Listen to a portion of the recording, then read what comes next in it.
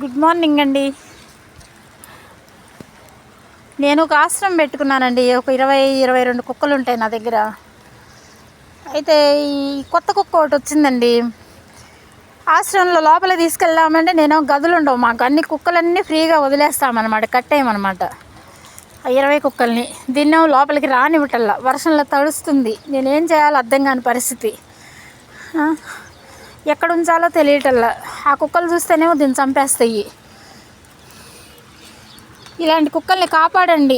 వర్షానికి వరదలకి తడుస్తూ మూగజీవాలు అల్లాడిపోతున్నాయి.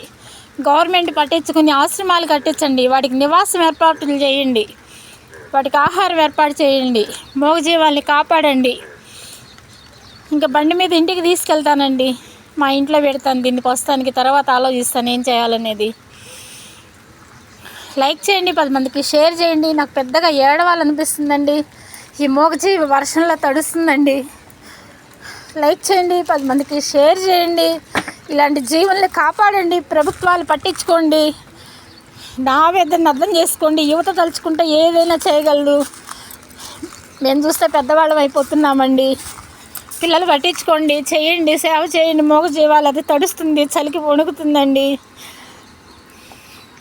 లైక్ చేయండి, 10 మందికి షేర్ చేయండి. చిటికల్లి తినేసి మా తినేసేయి, మనం ఇంటికి వెళ్దాం, మా ఇంటికి తీసుకెళ్తా మా దా.